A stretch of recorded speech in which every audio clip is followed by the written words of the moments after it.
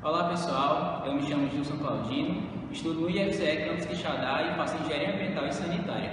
Irei falar sobre carbono orgânico, começarei falando sobre conceitos básicos.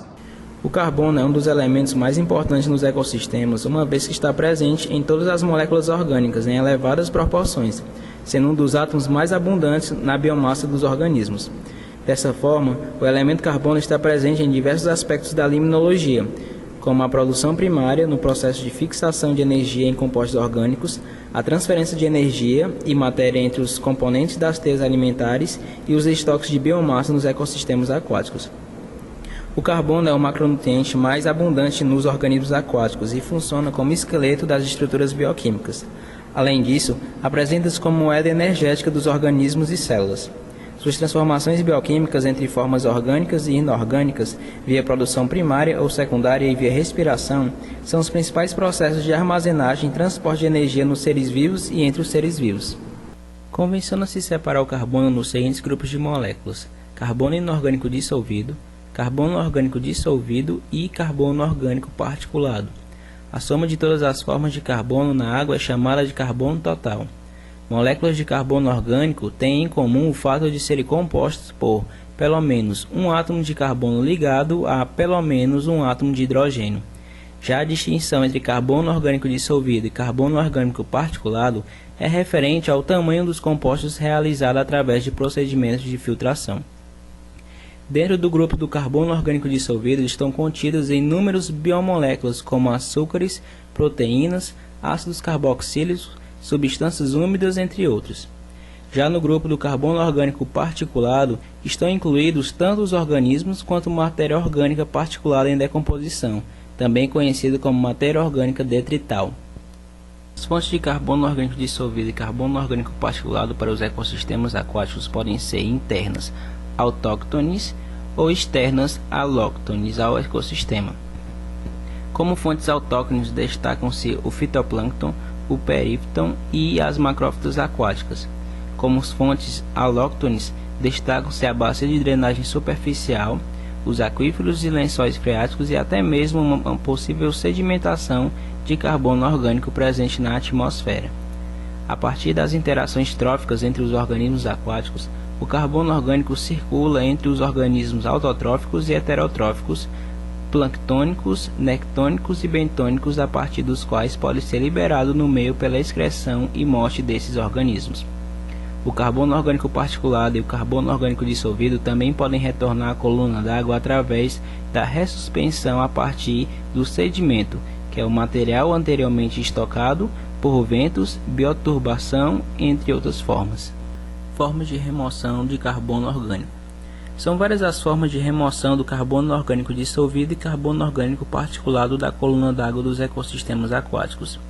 Tanto o carbono orgânico dissolvido quanto o carbono orgânico particulado podem ser exportados diretamente pela apropriação da água corrente, no caso de ecossistemas aquáticos lóticos, por exemplo os rios, e mistos, por exemplo reservatórios de hidrelétricas, quanto por fenômenos naturais ou antrópicos pontuais, como o caso das aberturas das barras de areia que separam as lagoas costeiras do oceano.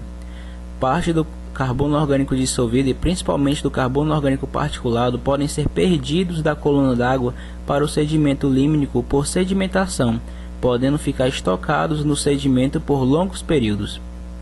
O carbono orgânico dissolvido e o carbono orgânico particulado podem também ser diretamente mineralizados através de processos fotoquímicos conhecidos como fotooxidação ou fotodegradação. Transformações do carbono nos ecossistemas aquáticos continentais. As transformações das formas de carbono pelos processos produtivos ou degradativos são realizadas por intermédio de organismos, micro-organismos, condições físico-químicas ou por agentes físicos, por exemplo, a radiação solar. Por isso, condições ambientais como concentração de oxigênio, pH e temperatura são fatores de grande relevância para a intensidade e direção dos processos ligados à ciclagem do carbono. Por exemplo, a presença de oxigênio favorece a dominância de organismos de metabolismo aeróbico, que promovem a decomposição total do carbono orgânico dissolvido em dióxido de carbono. Na ausência de oxigênio, a degradação do carbono orgânico dissolvido ocorre por vias alternativas.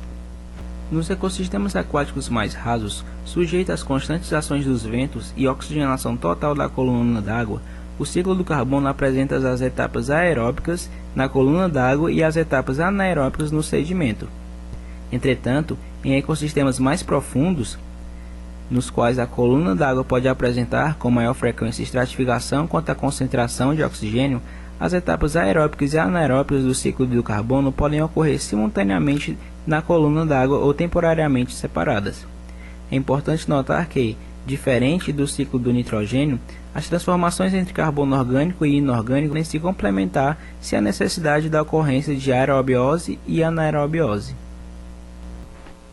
Dentre os processos de transformação do carbono se destacam a fotossíntese e a respiração dos organismos, como as principais vias de produção e mineralização, respectivamente, de carbono orgânico. Ainda, os processos de fotodegradação do carbono orgânico e produção e consumo de metano ganharam destaque no cenário mundial em função do aumento da incidência das radiações ultravioleta e das mudanças climáticas no planeta. A fotossíntese é um processo responsável por sustentar e fornecer energia para grande parte dos processos aquáticos. Representa a fixação de energia luminosa em compostos orgânicos, formados a partir da utilização de moléculas inorgânicas de carbono. Por isso, a fotossíntese tem importância fundamental no balanço de carbono entre os ecossistemas aquáticos e a atmosfera, com implicações para as mudanças globais, bem como na entrada de carbono para a cadeia trófica. A fotossíntese é regulada principalmente pela luminosidade, temperatura e disponibilidade de nutrientes, sendo a luminosidade o fator mais imediato, uma vez que é a fonte de energia do processo e se altera fortemente ao longo de um dia ou com a profundidade. O processo de respiração aeróbica é resultante de uma série de transformações bioquímicas do carbono orgânico dissolvido, que resultam na formação de dióxido de carbono e, assim como a fotossíntese, é fundamental para o balanço de carbono entre ecossistemas aquáticos e a atmosfera. Na prática, a respiração em ecossistemas aquáticos é dividida em respiração ecossistêmica, estudada pela variação nas concentrações de gás oxigênio ou dióxido de carbono na coluna d'água como um todo, considerando vento, temperatura, entre outros. Respiração planctônica, estudada pela variação nas concentrações de gás oxigênio ou dióxido de carbono em frascos com água não filtrada do ecossistema. Respiração bacteriana, estudada pela variação nas concentrações de gás oxigênio ou dióxido de carbono em frascos com água filtrada através de filtros ou membranas com porosidades maiores que o bacterioplâncton nos ecossistemas. E por último, respiração bentônica, estudada pela variação nas concentrações de gás oxigênio ou dióxido de carbono em tubos com sedimento e água. A produção microbiana de metano, processo denominado metanogênese, realizado por arqueobactérias metanogênicas, é o último estágio da decomposição do carbono em vários ambientes anaeróbicos, tais como trato gastrointestinal de animais, solos inundados, habitats geotérmicos e sedimentos de áreas alagadas de água doce ou salina. Desta forma, a metanogênese pode ser considerada um dos mais importantes processos de degradação da matéria orgânica em sedimentos aquáticos anóxicos. A produção de metano pode ocorrer através da decomposição parcial de moléculas de acetato, bem como pela transformação de dióxido de carbono em metano. Em um ambiente aquático, a emissão de metano para a atmosfera depende basicamente do balanço entre a produção e consumo deste gás.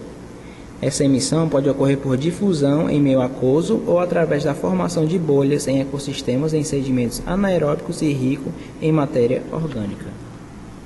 A produção e consumo de metano são regulados por fatores ambientais tais como temperatura, quantidade e qualidade de substratos orgânicos disponíveis, concentração de oxigênio dissolvido, nutrientes e presença ou ausência de macrófitas aquáticas nas regiões litorâneas de ambientes aquáticos. O processo de fotodegradação do carbono orgânico dissolvido consiste na sua absorção dos raios solares e sua consequente oxidação. Esse processo representa um importante passo da ciclagem do carbono nos ecossistemas aquáticos, uma vez que é responsável por importante fração da mineralização do carbono orgânico dissolvido, chegando a cerca de 8% da mineralização total em ecossistemas profundos, e a ser de mesma magnitude na respiração bacteriana em ecossistemas tropicais. Como resultado da fotodegradação, pode ocorrer a oxidação total do carbono orgânico dissolvido com liberação de moléculas inorgânicas, oxidação parcial com a geração de moléculas de menor peso molecular, complexação de moléculas de carbono orgânico dissolvido formando outras de maior peso molecular, produção de espécies reativas de oxigênio, dentre outros compostos. Esquema representando as etapas de produção, metanogênese, consumo, metanotrofia e emissão de metano em um ambiente aquático. São demonstrados os principais meios de emissão de metano: por difusão através da coluna d'água, letra A, através das bolhas, letra B, e através da região colonizada por macrófitas, pela coluna d'água mais o tecido vegetal, letra C. Em detalhe, letra B, uma simplificação do que ocorre na rizosfera de macrófitas aquáticas, no que diz respeito ao fornecimento de substratos para arqueobactérias metanogênicas e consumo do metano pela oxigenação das áreas adjacentes às raízes. Quando o metano é liberado do sedimento para a coluna d'água por difusão, uma grande parte pode ser consumida por bactérias metanotróficas, reduzindo as concentrações de metano ao longo da coluna d'água. O planeta experimenta hoje o acúmulo de gases do efeito estufa na atmosfera, como CO2, o CH4 e o N2O, que vem sendo noticiado e acompanhado pelo Painel Internacional de Mudanças Climáticas e diversas instituições de pesquisa atmosférica em todo o mundo. Esse acúmulo vem acarretando na alteração do clima em diversas partes do planeta, como aumento da temperatura nos polos seguida de degelo, aumento do nível dos oceanos, aumento da imprevisibilidade de chuvas, redução de chuvas em áreas já áridas, dentre outras. De maneira geral, os ecossistemas aquáticos continentais representam importantes fontes de dióxido de carbono para a atmosfera, advindo de decomposição da vegetação terrestre. Aumentos na temperatura no planeta causariam um efeito de maior liberação de dióxido de carbono dos ecossistemas aquáticos para a atmosfera, pelo efeito físico da redução da saturação dos gases na água, mas também pela intensificação metabólica da produção de dióxido de carbono na água e nos sedimentos.